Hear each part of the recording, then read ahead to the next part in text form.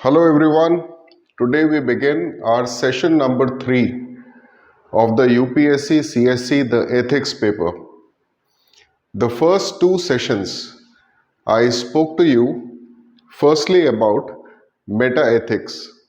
I gave you a working definition of meta-ethics along with an example of game. The second thing what I discussed was what are nuances, and I gave you two examples.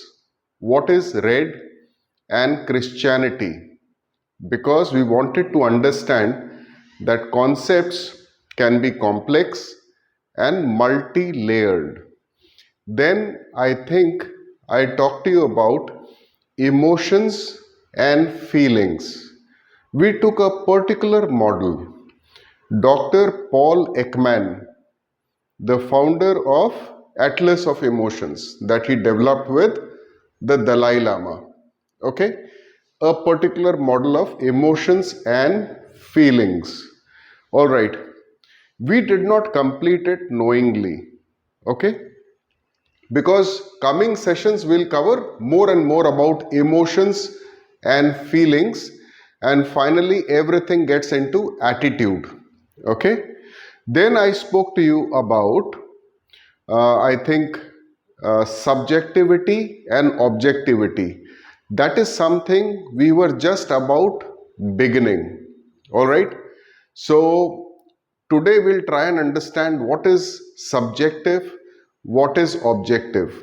Why do you need to know all of this is because in the subject of ethics, something being subjective versus something being objective is of prime importance to us.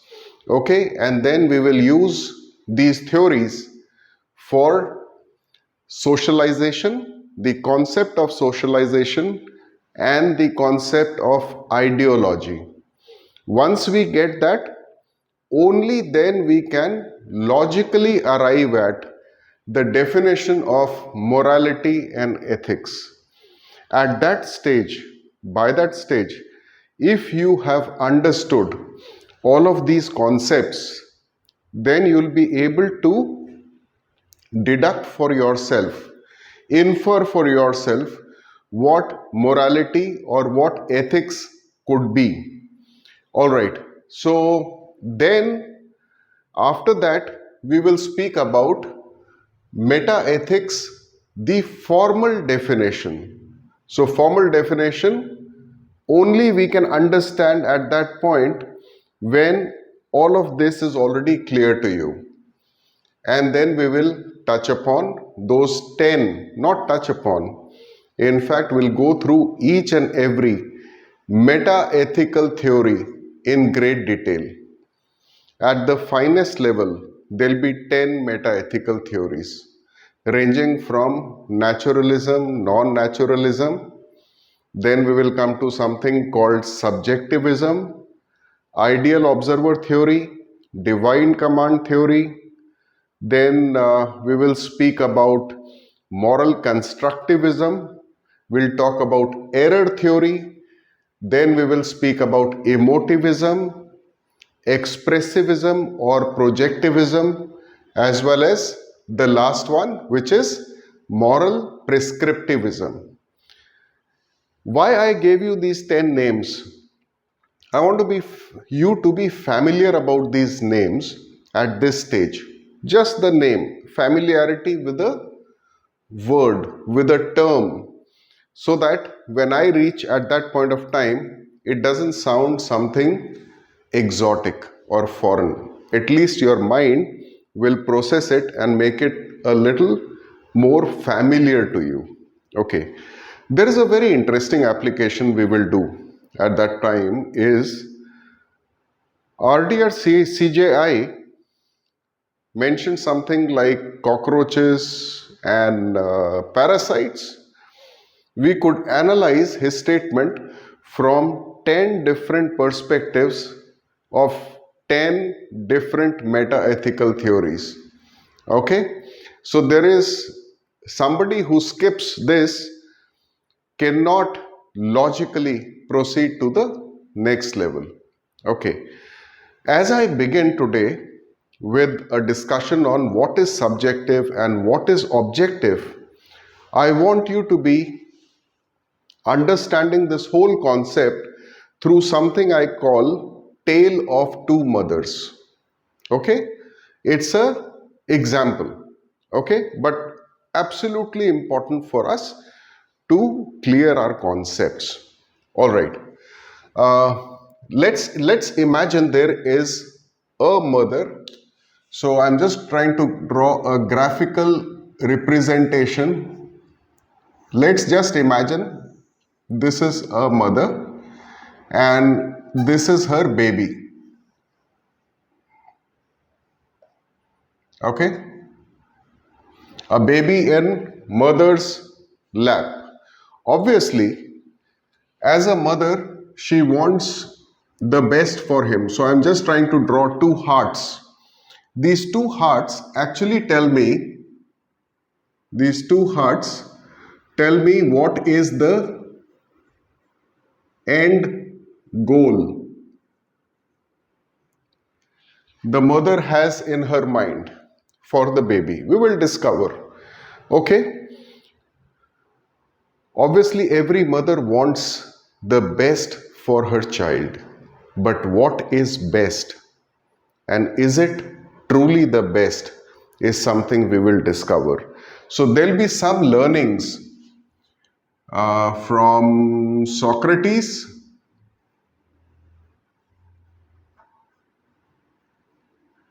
and another philosopher called Friedrich Nietzsche.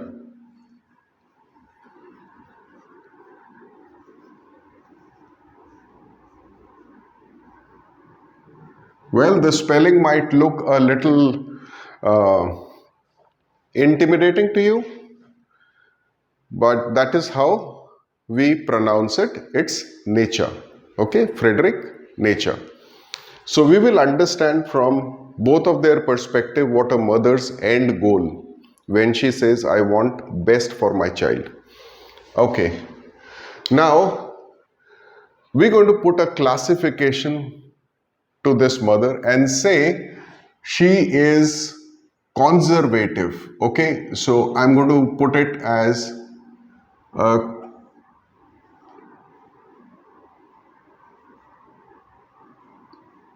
I'm just going to write it in short, conservative.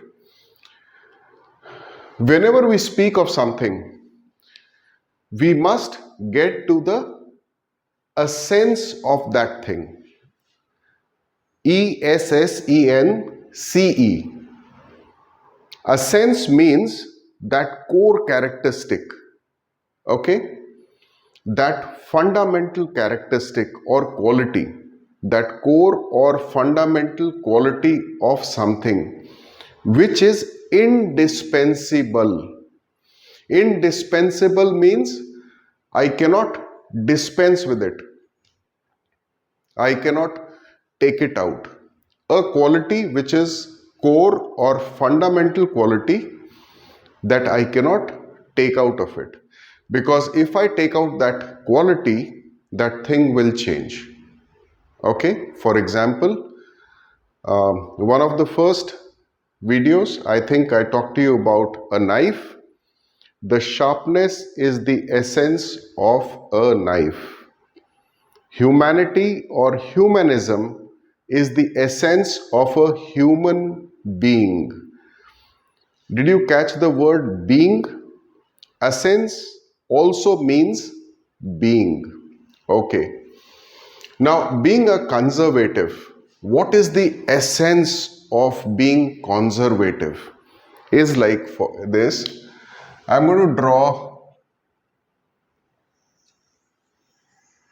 Can you imagine this as the external world? Okay, it's like a globe that I have drawn. Just understand it as a external world, external universe. So anything and everything in this world is external universe, external world you can call it, and also you could call it reality. So what we're very interested is, what is the relationship of this mother who is conservative with the external world or reality. So again, I'll graphically show you. It is like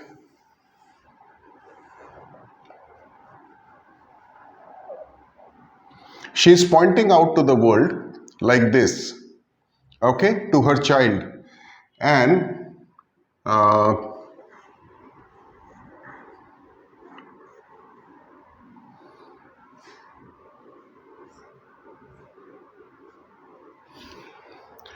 it's like saying shh, okay, just for your remembering. SSH, there is no formal term like this, okay. The essence of the relationship of this mother with the external world is deep suspicion. She doesn't trust the world, external world, the reality. She doesn't trust it. She has a deep suspicion. She is highly skeptical. Skeptical means having doubt. Highly skeptical. Okay? And she is quite hostile in her attitude.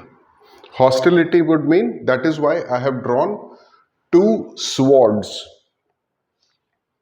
दो तलवारें. Hostility. Okay? That's the essence of the relationship. Deep suspicion, high degree of skepticism and hostility with the world. Okay, so let's develop it. Somebody who looks like the world like this will say, the world is a pretty evil place. The world is a pretty evil place. That is what she is advising her child. Okay. Now, if she is advising the child like this, you can imagine her view of the world is what can be best described as us versus them.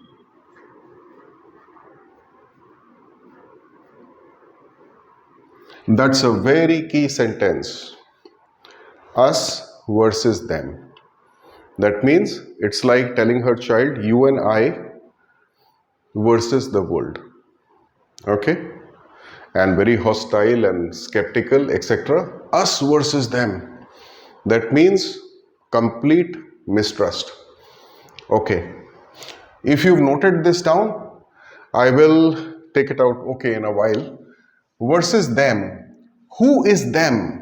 Them for her is anything that is new and or different. You can also say a different version.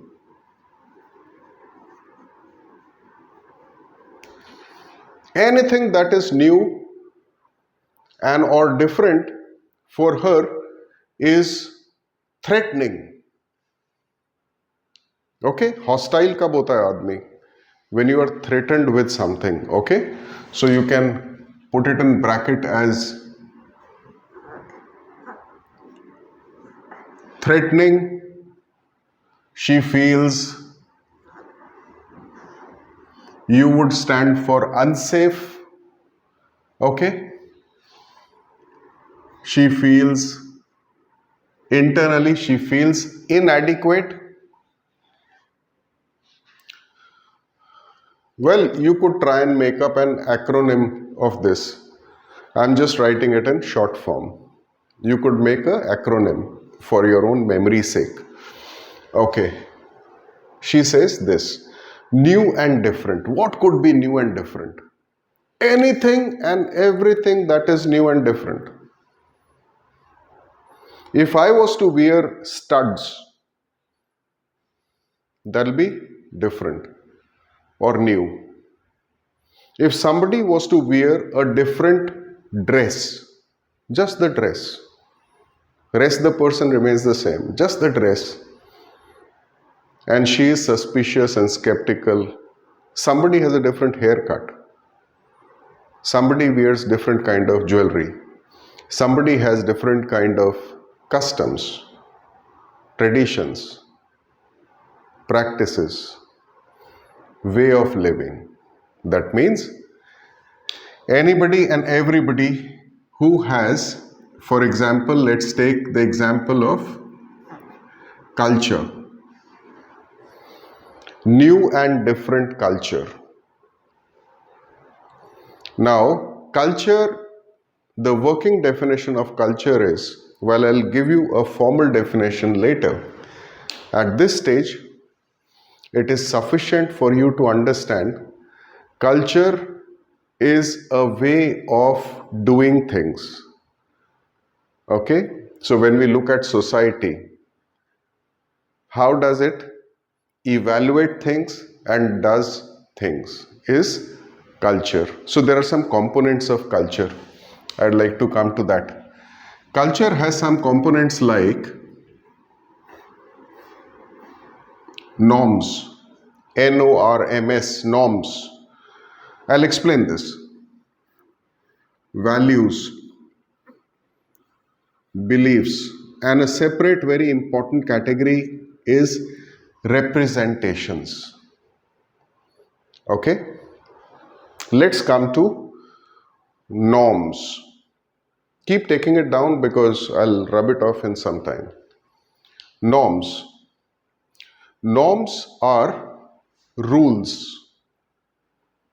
Every society has norms. That means it has some unwritten rules. You can also call it principles. Rules, principles, or code of conduct. It's all one and the same thing. Or you could call it traditions, practices, customs, cultural conventions, and standards. Okay, I'll put it down like this. Norms would mean rules, or everything is or. Principles, code of conduct, traditions, practices, cultural conventions,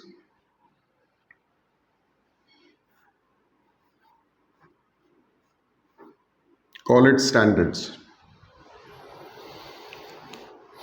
This is how a society evaluates something and everything through their own unwritten code of conduct, through their own unwritten standards. Okay, so that is norms. We'll get into more discussion of norms at an appropriate stage, but at this stage, this is fine. You always need something to measure it. Norm, the word came from norma, N-O-R-M-A. That means normas are carpenter's tools to measure an angle, straight line, a corner, etc. Okay? Basically anything that can be used for measurement. Measurement of what? Values. What are values? At this stage, it is sufficient for you to understand that values is anything that is worthwhile, worth, which is worthy, which has high value to the society. The society really appreciates that. And if it is not there, the society doesn't appreciate it, doesn't find it worthy. Okay? So we'll come to something called value theory a little later. Okay, perhaps in the next session I might talk to you about value theory. So it has two components, but let's not get into it. Values, I want you to simply note down GRADJ.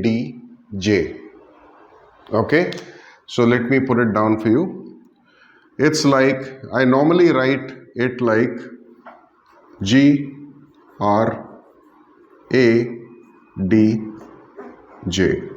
What does it mean? Values is something that is considered good. Opposite of that would be considered evil. Anything that the society considers good or is good in a culture, is right in a culture,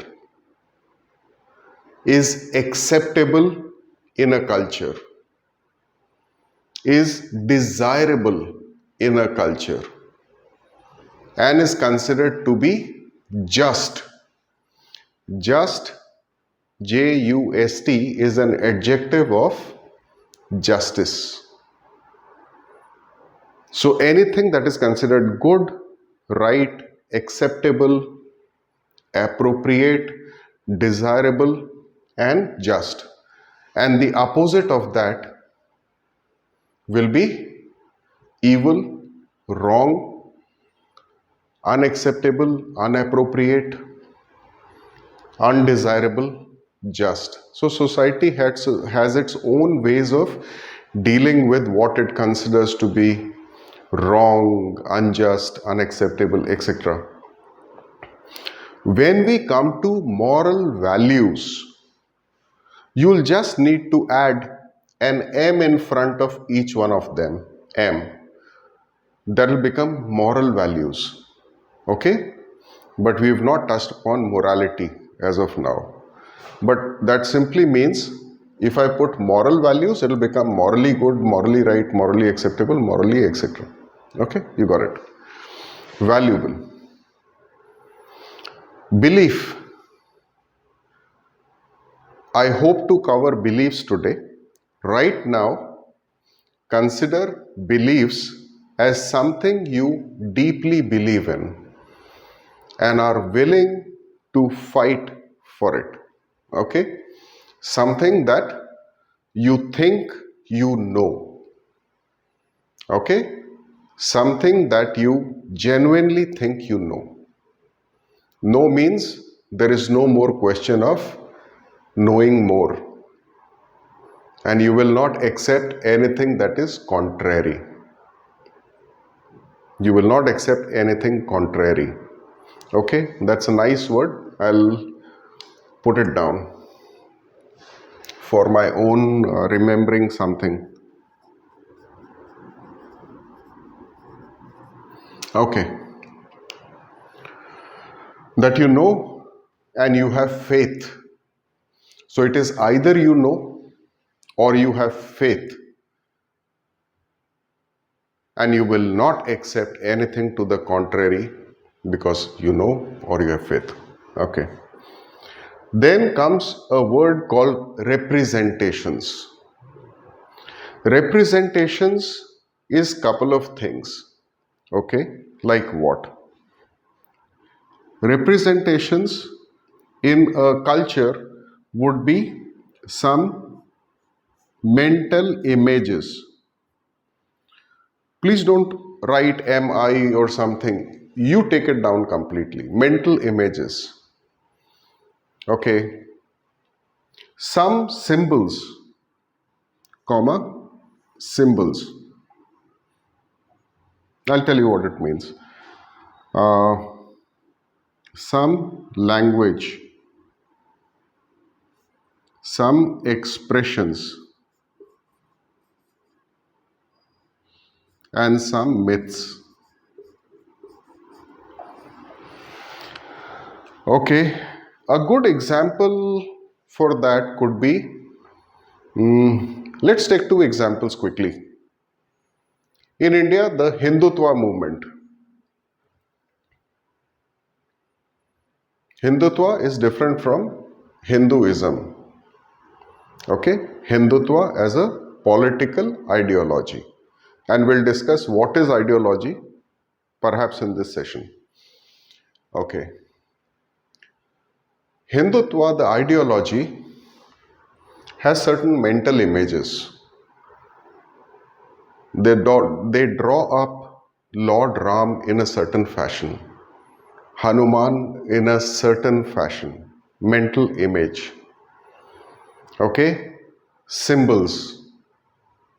It could be the flag, something printed on the flag.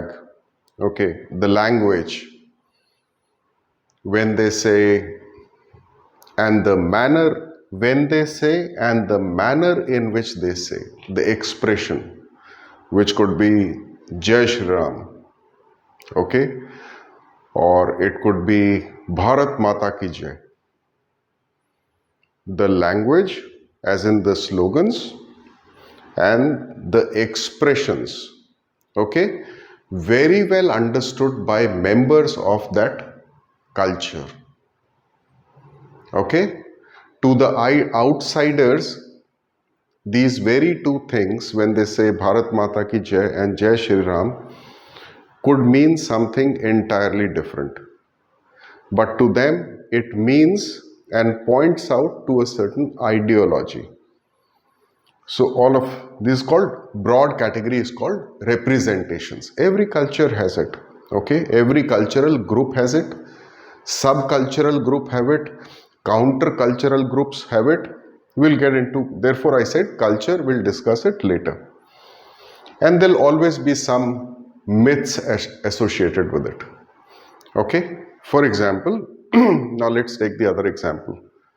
Let's say United States, Republican Party trumps, they'll have their own language, MAGA, Make America Great Again, the way they say it. Okay, their second slogan is America First. So there is a particular interpretation the member of that society, that culture, members of that community who belong to that, it signifies something to them. To the rest of the world, it could be completely different. To the rest of the world, America First actually seems more like a threat to the peace of the world, etc., etc. Okay? So you got it. So culture, cultural representations, cultural norms. Why did we mention all of this? We mentioned this because this mother considers us versus them. So somebody whose culture, all of this is different, is new or different to her, is evil. Anybody who values certain things, actions, behaviors, objects, dress codes, religion, to her it is evil if it is new and different to her. Okay?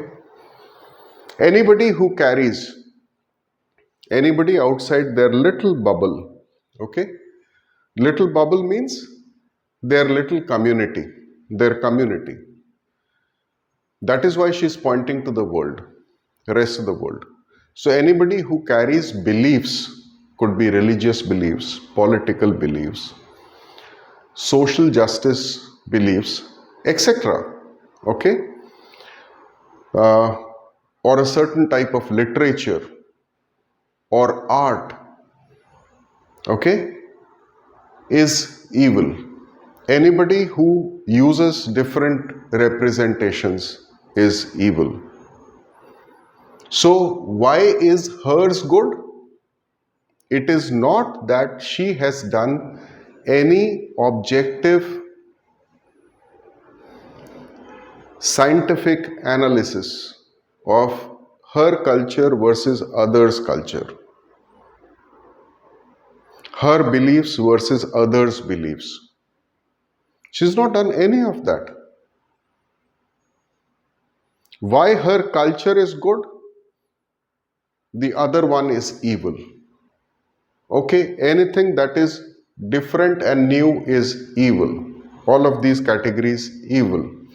Okay, that is why I said deeply suspicious, highly skeptical, hostile, feels threatened, feels unsafe. And what did I write I for? Inadequate. Or she might feel even inadequate. Therefore will shun them. Shun. Okay. So I'm just going to mention something. This is for myself. Okay, my rough work. Why does this happen now? It happens because, let me rub this off.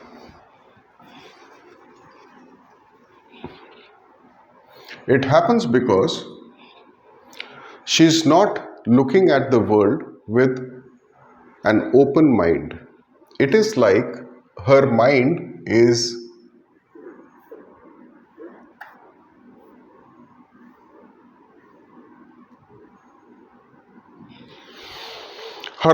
locked.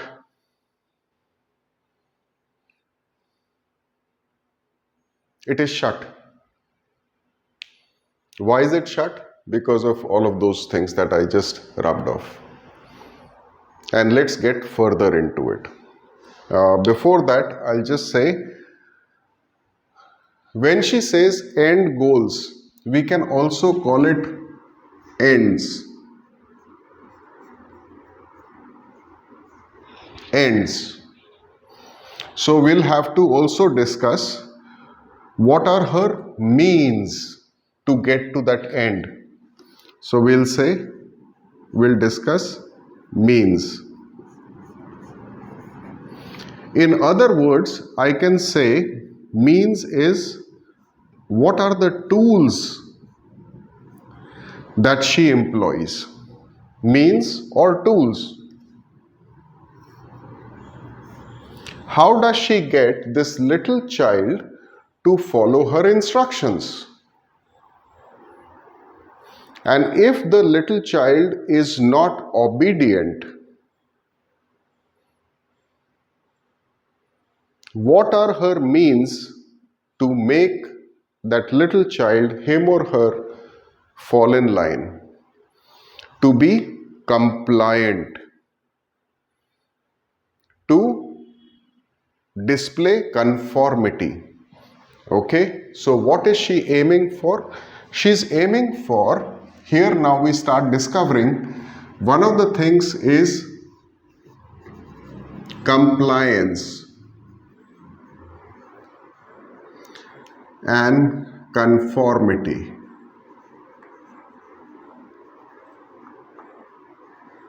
Compliance or conformity for all of this. She wants this child to progress, but in compliance with and conformity with her culture, her things. In one sense, she wants that child to materially prosper. If that child, he or she can become wealthy, for example, material progress. But very importantly, she wants this child culturally to be her replica. She doesn't want that child, when he or she grows up, to start doing things which are not according to this.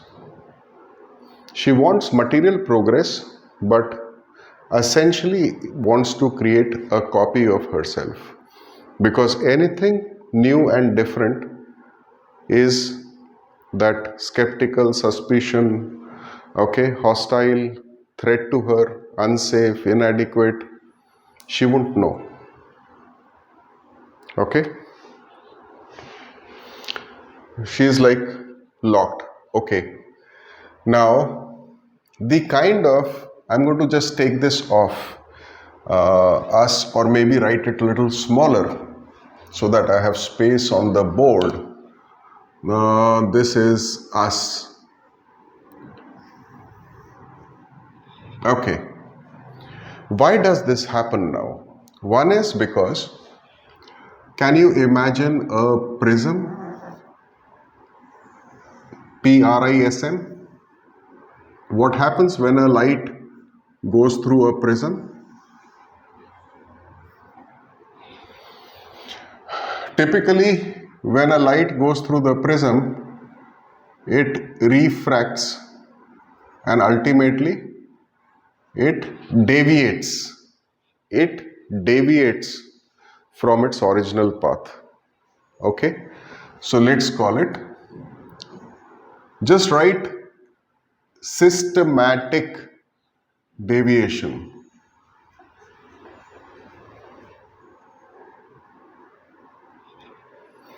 Systematic deviation is the effect of something, but what is causing it?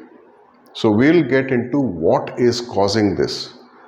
Okay, something that is causing a systematic deviation is systemic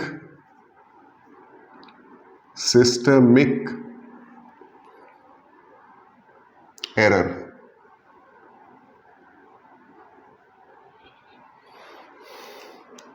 Systemic means something that is integral part of a system is systemic. Supposing, hypothetical example, funny one, if I was born with, let's say, green glasses and nobody ever removed those glasses, I would see everything with a tinge of green. So when people would discuss colors, when they are in sunlight and they are discussing colors, those colors would look very different to them. To me, who's wearing a green, let's say, specs, I would find whatever they're speaking seems to be wrong, because to me that is not red, it seems something different. To me it's not blue, it seems something different. Unless you remove the green specks, there is no way you can ever perceive what can be seen under the sunlight. Let's call it true colors.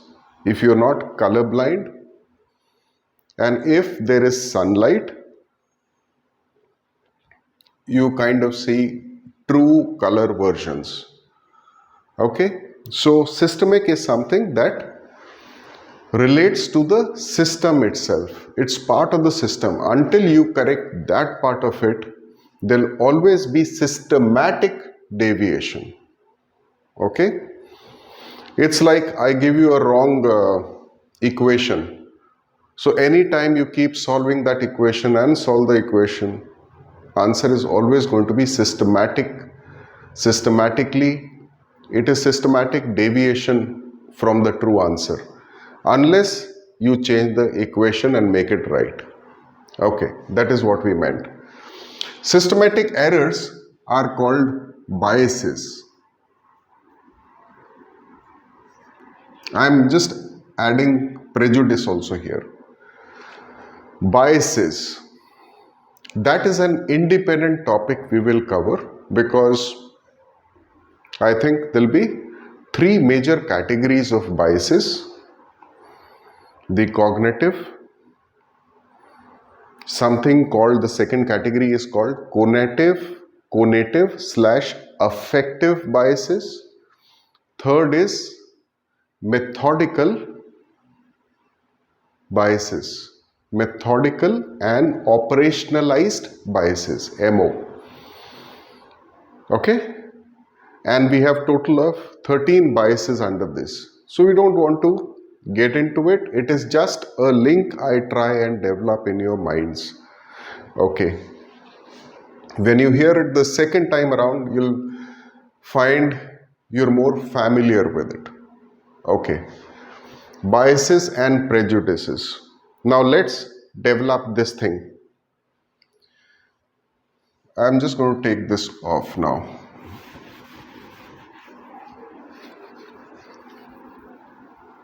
So you understood what culture means. This. Okay. We were discussing why does this lady behave the way she does. Okay. I think I can take this also down. And I will write it here. Norms, values, beliefs, and something that signifies, represents all of this. Okay. This lady obviously has some notions. She has some beliefs. She has some assumptions. Please keep noting it down in full. The word notions actually means, let me simplify it for you. Some of you may not be familiar with what is notions. Notions means ideas or concepts. That is what we call as notions. N-O-T-I-O-N-S, notions. Certain ideas or concepts, certain beliefs, and certain assumptions. Okay, so she has certain norms, beliefs, assumptions in her mind. The problem is, they have been developed as a result of systemic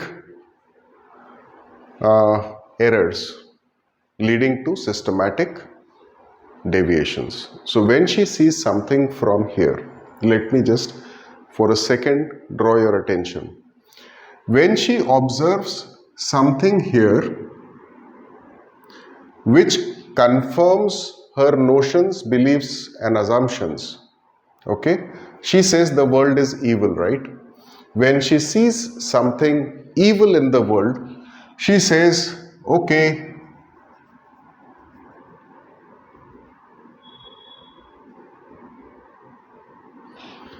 right, confirmed. So I'm going to put it like a box, confirmed. She sees the world as evil. Supposing she sees women who wear different kind of dresses as evil. One day something bad happens to a lady who wears that kind of dress. You know what the lady thinks? This one? She thinks, see, I told you that was evil. It had to happen to her. She invited that. She was molested because of that. She was raped because of that. Because she wears different dresses. Okay? That is why I said, when she comes across something which is genuinely evil,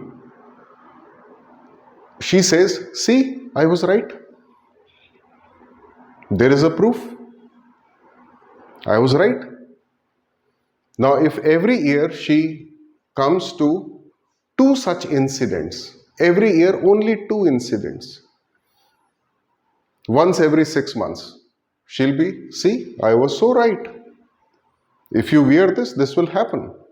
Now, what happens when somebody gets molested or raped who doesn't wear a dress like that, but a dress like her? She rejects that information because it doesn't suit her notions, her biases, her beliefs, and her assumptions. So in that case, what happens is, it's like It's like a mirror. Okay? Something from this world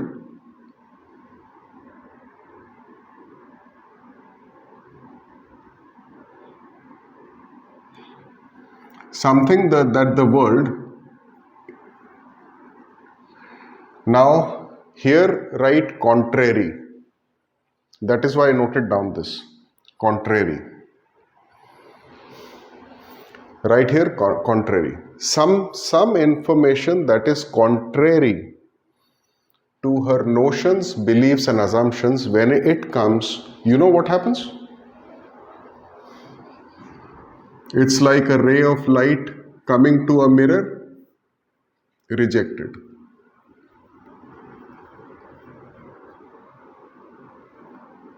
Rejected. It would not reach her conscious processing stage of conscious processing. It is rejected. So in one way, you can express it like saying, any information from the outside world that confirms her notions, beliefs and assumptions, she accepts gladly and says, I was right. Any information that is contrary to her notions, value and beliefs, rejected. Think about it for a moment. UPSC, civil services, foundational values of civil services, there is a particular one which says impartiality, okay, non-partisanship, tolerance for diversity, objectivity, empathy, foundational empathy and compassion. Do you think she'll be ever able to show any of that towards people who are new and or different version? We've not covered the foundational values of civil services, the ones that I mentioned, those ones in particular. We'll start relating it here. Okay? The rest of the values are what? Objectivity, integrity, dedication to public service, empathy and compassion I have mentioned, excellence and professionalism. Such kind of people selectively choose the information. It's not that they are consciously choosing. It's a trick played by the mind. That is why we said it's a systemic error. She's not doing it consciously, cherry picking and consciously rejecting. It's a systemic error. Okay. Rejected. All right. Now let's come to this. Now what is happening is, let me put it in some words now, what I was about to do it here. These get formed because I'm just trying to put some roots. Where is this coming from? Wrong notions, misplaced beliefs, wrong assumptions about the world, wrong concepts of the world, wrong ideas of the world. Where is it coming from? Roots. So we are now coming to the causes. Causes, this is just the effect. So the cause would be, okay,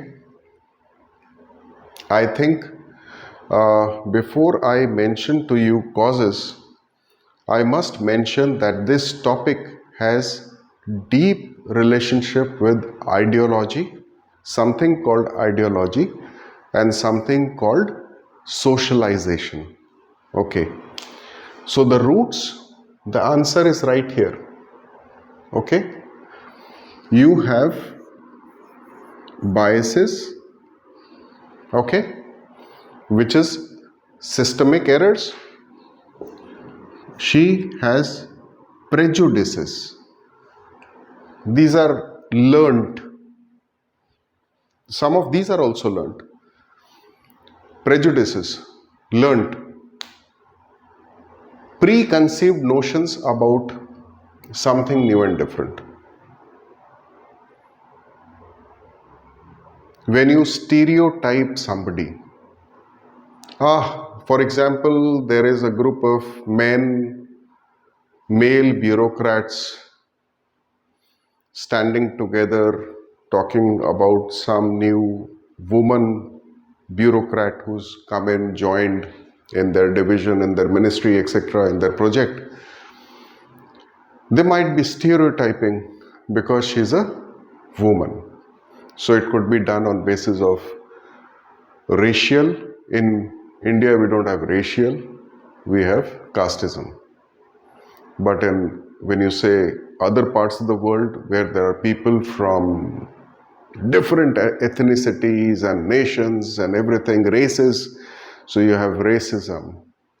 Here we have casteism.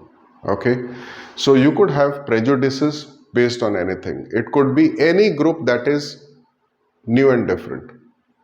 LGBTQI plus. Okay, that could be something. Biases, prejudices. Simple ignorance. She doesn't understand. She doesn't know, she does not understand the other people. Okay, ignorance. Okay, then further is refusal to engage. Do you think she's going to engage with a different group? No way. When you don't engage with somebody, you'll remain ignorant of that. Plus, whatever is the positive thing that you are hearing about them, you are rejecting them. Whatever is the negative thing, 1 in a million thing which is negative, you are accepting and saying confirmation. Whenever she finds something that confirms, her notions, beliefs and assumptions get reinforced. She's like, I'm right. I should always believe in this. See, I was right. Okay. Listen, while I've been talking of mother, it's not that I want to put mother as something that who would do. I'm actually talking of a person who's conservative and the child is small. Okay. For the child, you are a significant individual. Okay. And I told you she wants him or her to materially progress, be happy in life, but in compliance, so much conformity to all those cultural norms and values and everything that she's trying to create a copy of herself. Okay. Basically, if you see that, she's not leaving that child with a choice. The child doesn't have a choice.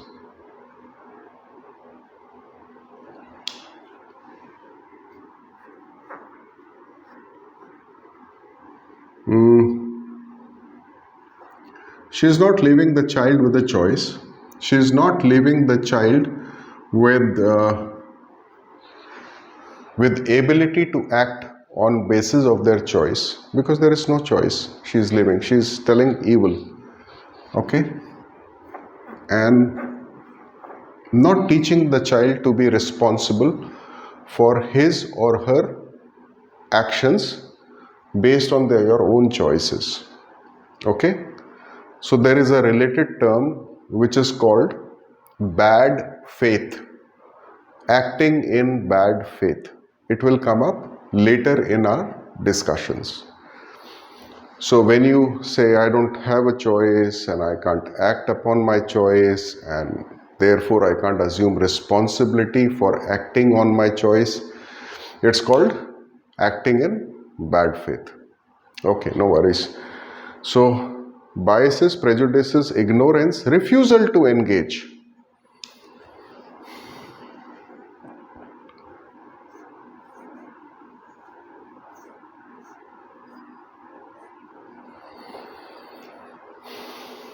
I mean is rejection of contrary knowledge.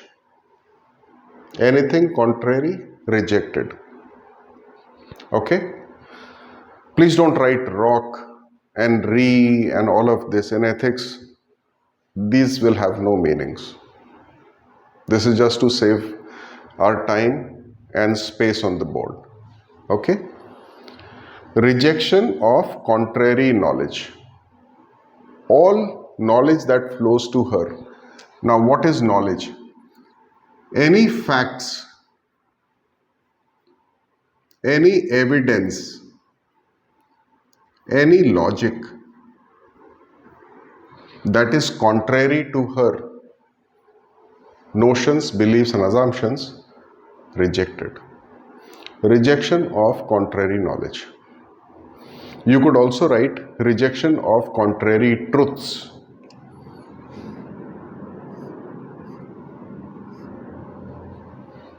By any chance, if a truth was to reach her, she'll reject that. And she has very strong emotions.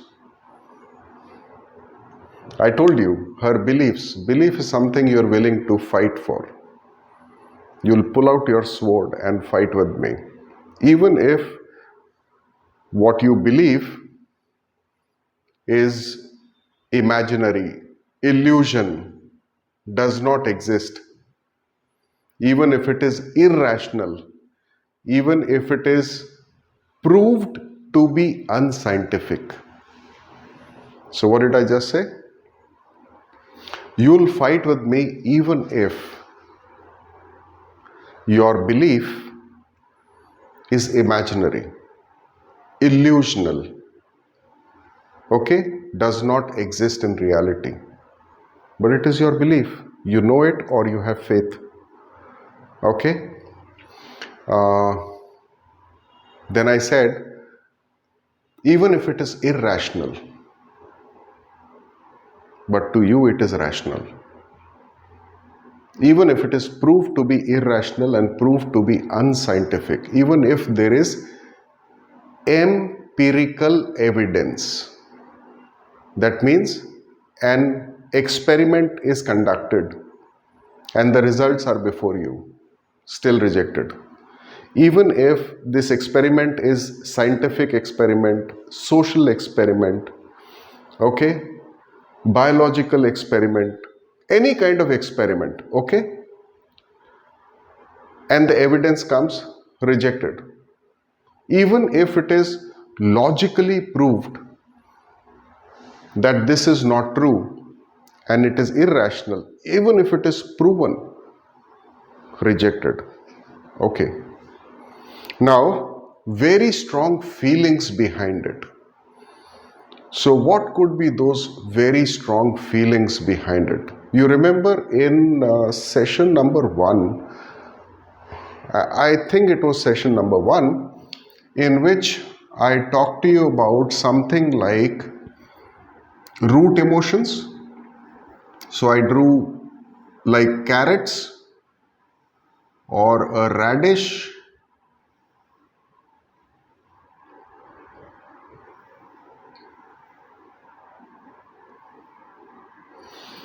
Dr. Paul Ekman's Atlas of Emotions identified 6 plus 1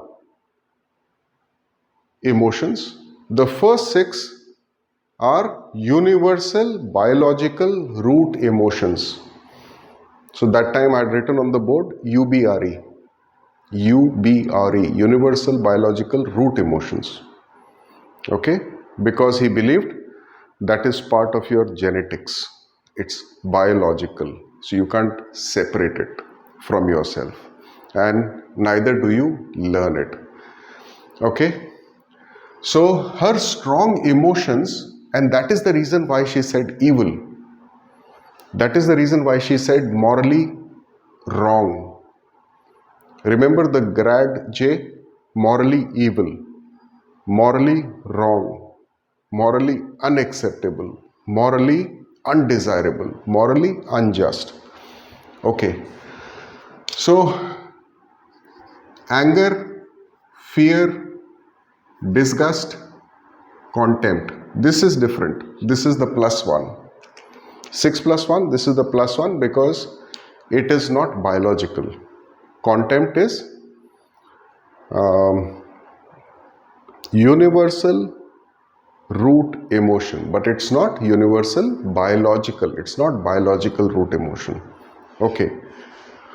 So the kind of feelings that she gets about new and different, I'm just trying to put it here. Okay. So if I was to put these root emotions like this,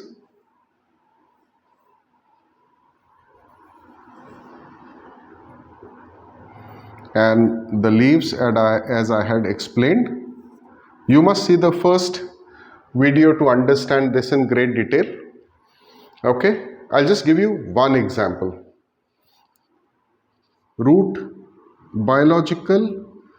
Universal biological root emotion of disgust. She's disgusted by new and different. She dislikes it, she finds it distasteful. Dislike, distasteful. She has an aversion. Aversion, avoid, aversion. Repulsion, it's like repulsion. She abhors it, abhors, abhorrence. And finally is L for loathing, loathing, loathing. So when CGI, I mentioned in the first video, when CGI equated a certain section of people to parasites and cockroaches, while we will analyze why he did that, okay, later, according to 10 meta-ethical theories, for a moment, if we assume that he meant what he said, that feeling is called loathing. Loathing is when you refuse to accept that a human being, howsoever much you dislike and all of this and aversion and abhorrence, this is a stage where you don't see that being as human being. And therefore he said parasites and cockroaches. Okay, so that is the stage of loathing. So she feels all such emotions. So you please refer to the first video. Anger, fear, disgust, contempt. Contempt is learned socially. Social and moral emotion. It's also called social and moral emotion. It's learned. It's not biological. So this is contempt. Contempt would have feelings like, we'll borrow the first one, dislike, disdain for people, condescending behavior towards somebody, descending, looking down upon somebody, like I look down upon my nose. It's like this with a little smirk, like lip, one side of the lip raised up. Okay, microfacial expressions. And then condescending, it's also called smugness. SMUGNESS, and then you have mockery, loathing. Okay, this is towards dirty physical things in terms of biological. To avoid, this was for our survival, so that we don't eat, human beings don't eat dirty food, rotten meat, rotten flesh. Don't indulge in eating something like a waste or something. Even the same category you can kind of consider to be some kind of a very disgusting sex. Okay, to avoid that, so that they could be healthy and not get ill, serious illnesses, diseases, etc. So that was how it was built into our system. Okay, that is the kind of feelings that she has. So I mentioned to you is biases, prejudices, ignorance, refusal to engage, rejection of contrary knowledge or truths, with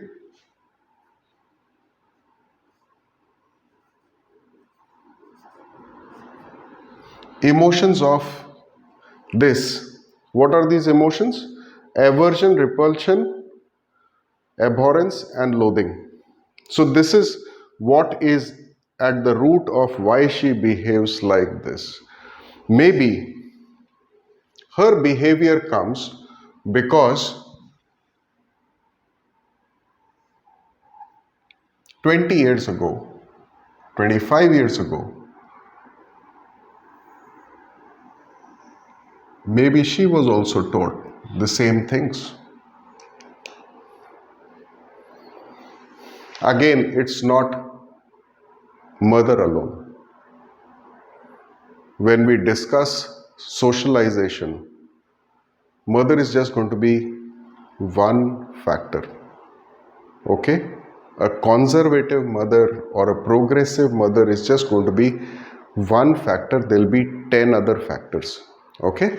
So please keep that in mind. Okay. I'm going to take this off.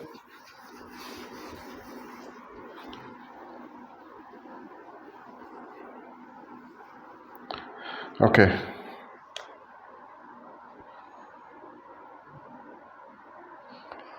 All right. Let us look at the means that she deploys. What are the means? What are her tools that she deploys? Best represented graphically. Okay? So that you remember it for all the time. Means and tools. I'll take off this contrary and ARAL. I've already mentioned it. This person uses some very specific tools.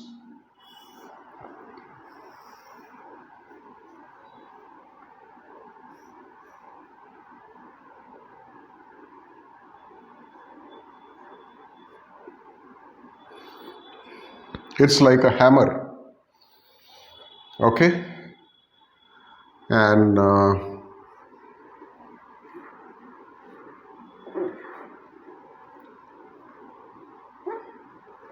so in my own imagination, this is like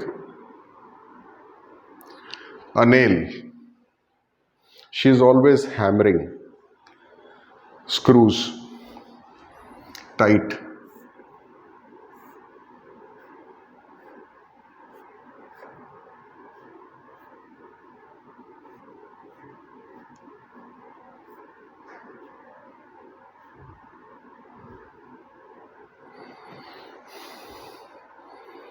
Always tightening the nuts.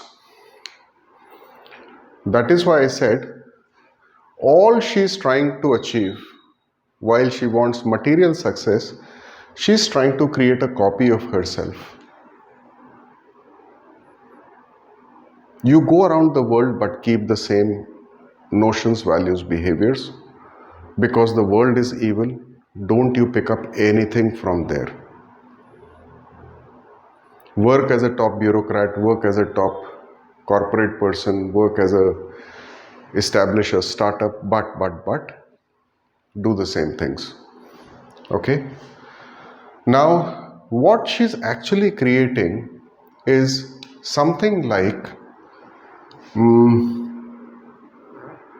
not a human being,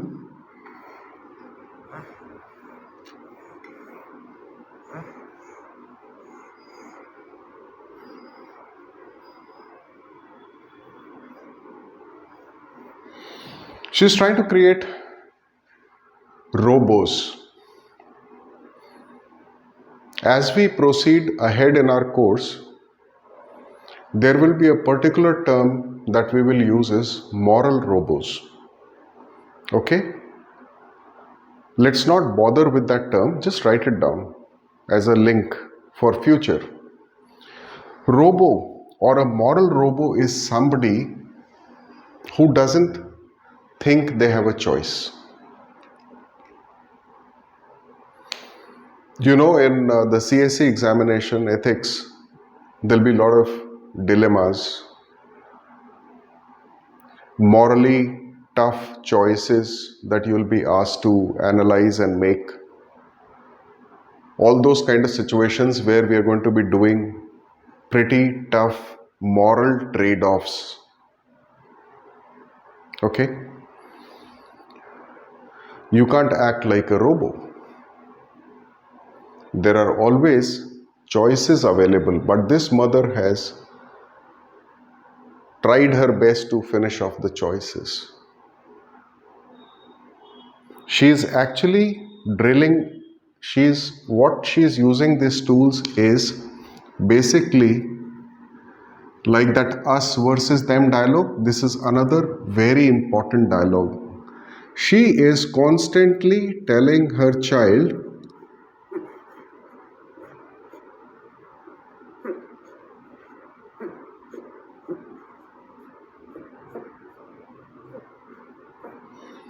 what to think. She is telling her child, क्या सोचना चाहिए. She is not telling her child, कैसे सोचना चाहिए. And it is not that this person will be necessarily uneducated. This person could actually be educated, but still have a conservative mindset. Because she is trying to create copies of herself, therefore she is telling people what to think and not how to think. When we go and start talking about socialization, 10 other factors like mother, including many institutions and religion, etc., etc., everybody is trying their best. Schools, colleges, universities, who hold this attitude, conservative, they're trying to always teach you, those who are not employing the latest pedagogies, the latest style of instruction, okay, experiential learning, etc., they're always making you get into your mind, fix it into your mind what to think about anything. It's like, this is the judgment. So don't look at the world. Look at the world like this. When she's looking at the world, don't you think she's already made a judgment? She's already made a judgment. So she's already made a judgment. Judgment is also called a distinction and or a conclusion. Already made a judgment or already distinguished what is right and wrong, already arrived at a conclusion, now simply searching for evidence to prove her to be right and rejecting contrary evidences. Judgment distinction between right and wrong, acceptable, unacceptable, conclusion. Already drawn all of this. What to think? Believe me, if many of you, if all of you who have been taught what to think have the biggest challenge in the ethics paper in the UPSC exam,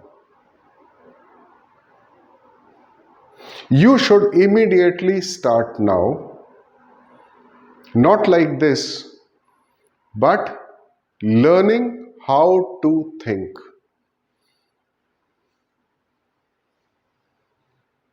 Socrates, when we come across this philosopher called Socrates, he spends a lot of time telling people to start recognizing that there is limitation to their own knowledge,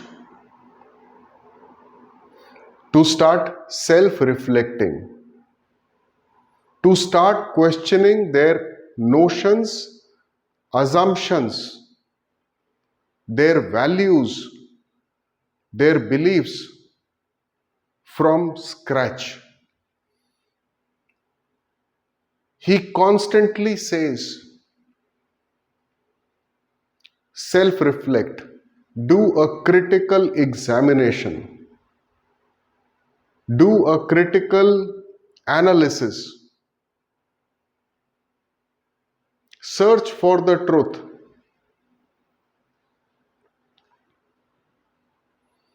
Reason it out.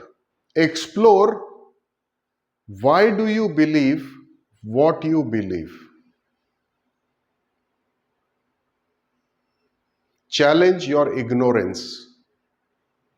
Learn to appreciate that you have limited knowledge. That is why he made a statement saying that you consider me intelligent, or I am intelligent because I know what I do not know. Intellectual humility means what to think about something, what to think about somebody's custom, norms, values, determinations of another culture, cultural determinations, etc. What to think. This kind of a person employs punishment.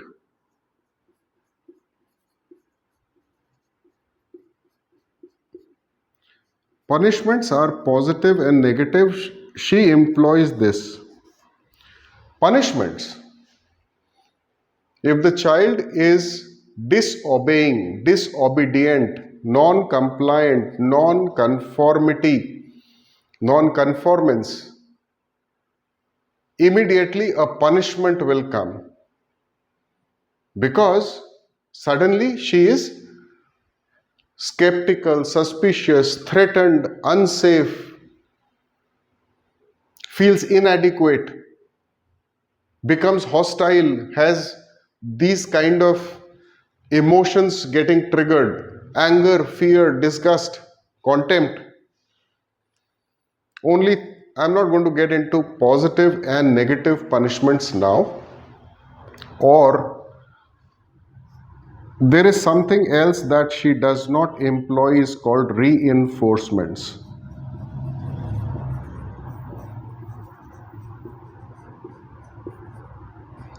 Again, it is positive and negative. She does not deploy reinforcements. She deploys punishments. We will cover these specifically when we come to the chapter of attitude. Under attitude, you'll find there are 10 theories of attitude. One of the learning theories is something called operant conditioning. OPERANT, operant conditioning.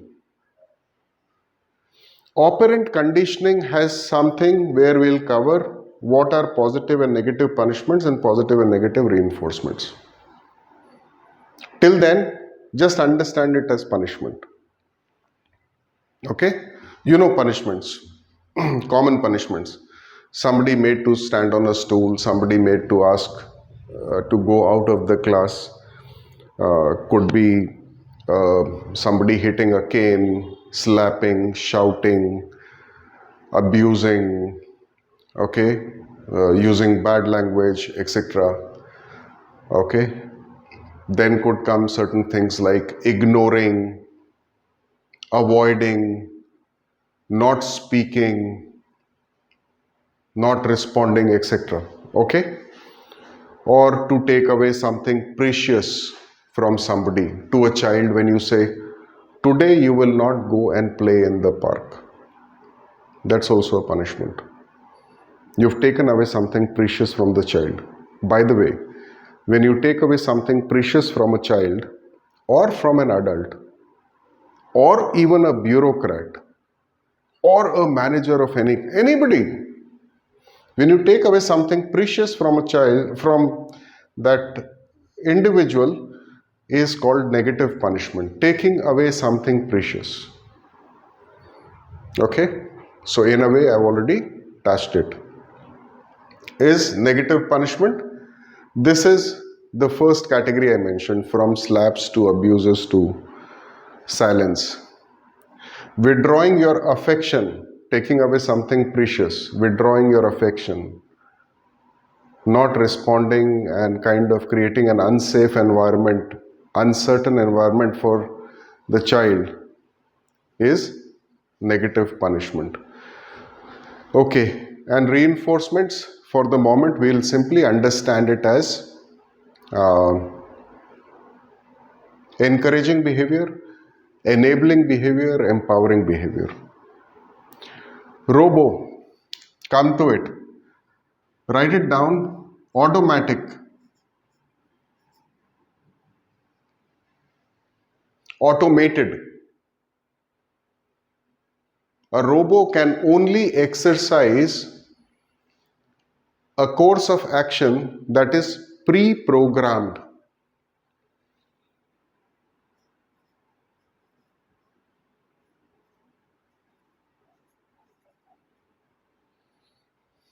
A robo cannot. If there are only two options which are pre-programmed, hardwired into the robo will not be able to take the third option. They can't think. They can only choose one of the two options. Automated, pre-programmed. That is why we said it like. Okay, means, tools. We've covered this. Okay, end goals. Now look at end goals. If I was to talk of Socrates, I'm just going to take this off. We'll come to a concept of moral robo, therefore it is important. Robo doesn't do choices, actions and responsibilities. So let's talk about Socrates. Just to talk about, this mother wants the best for her child, but does she understand what is best? Looking at this entire scenario, obviously she does not understand what is best. Is she enabling that child to grow up as a very healthy, open individual, open to facts, open to evidences, open to logic, knowledge and truth that is existing in the world? Will this child be able to learn from experts who are different than them, new in some way, new information, new knowledge? Answer is no. Is she enabling, empowering? No. Is she restricting? Yes. Okay. So, like Socrates would say, she doesn't realize as of now that there are limitations that she has, limitations of knowledge, of truth, systemic errors that she has. Okay, so Socrates would say she cannot distinguish with this kind of thing happening. She'll not be able to distinguish what is deceptively, write down, deceptively slash deceivingly good versus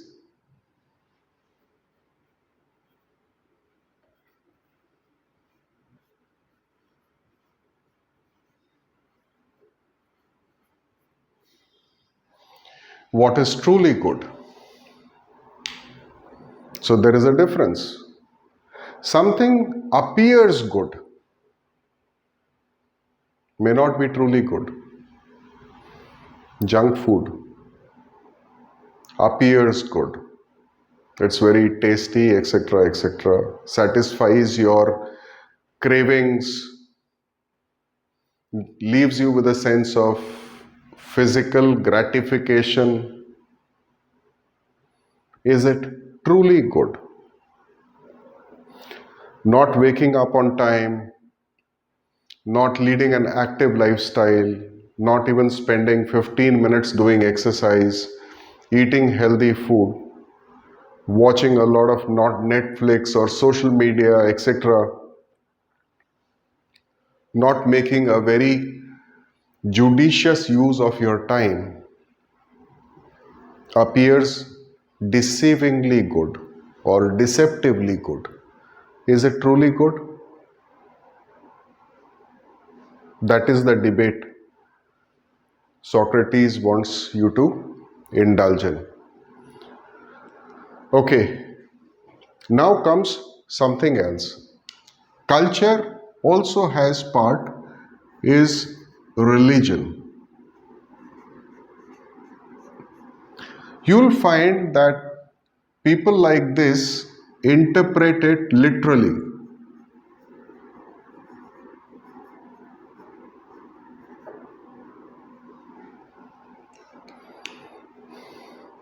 At two extremes, I could take religion literally, I mean the scriptures, okay, or divine revelations. We'll talk about this in more detail in divine command theory under meta-ethical theories. Scriptures, holy books or revelations, okay, उसकी अभी बात नहीं करते. You could take it literally. At the other extreme, you could take it figuratively. Figuratively. Okay? These are two complete different, it'll get you two completely different interpretations of the same sentence. And all the sentences in the books. Literal versus at the other end is figurative. Okay? Now, even if she was to read a holy book, the mind already has this particular thing, because maybe mother before her also told her what to think. She's already having made judgment, distinctions and conclusions. So that book she'll always have a particular interpretation of that. Will never be able to go beyond that. The same sentence will be read again and again without thinking, could there be a different meaning of this? Could this be figurative? Okay? Or is it everything is literal? As you understand, as most of you would understand, there are, for example, idioms. Can you take idioms literally?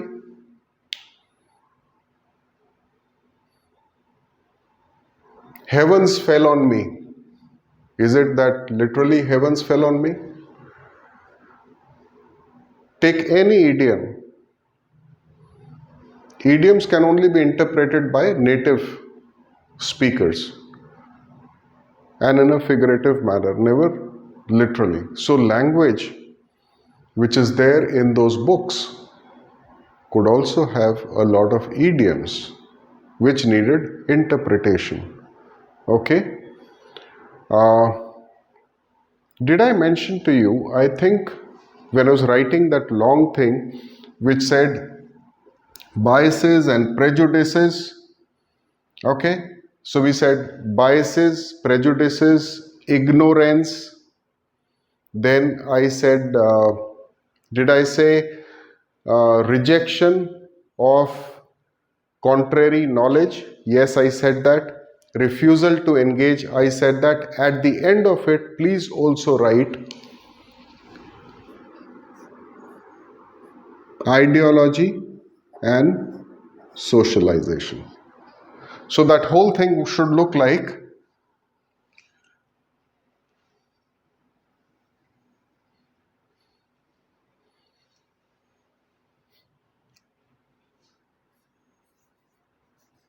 biases, prejudices, ignorance, refusal to engage, rejection of contrary knowledge or truths. I stopped here. Go ahead. Ideology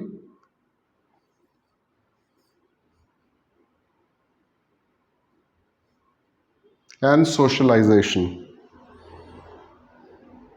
So what we'll do is, we will stop within the next 5 minutes. So this is what leads her to have these notions, beliefs and assumptions. Okay.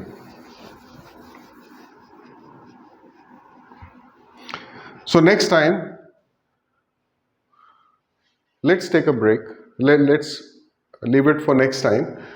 Next time I'll talk to you about, we'll just spend about 10 minutes on a mother who would be at an extreme other end of this one. And we'll speak about what means and tools will such a mother employ, whether she is aiming for compliance and conformity, whether she is. Does she leave her child? This mother did not leave choices, actions, and therefore the responsibility. Okay? Does the mother at the extreme opposite of this enable her child with ability to make choices, ability to act on basis of the choices and assume responsibility for their actions on base of their choices? Is that mother aiming for compliance, conformity? Does that mother acknowledge limitations of her own knowledge, not only of her knowledge, but of people around her, of the institutions that she has attended? How does she interpret religion? Okay? Can she distinguish between this and this? So that will be all. Alright? So see you guys next time.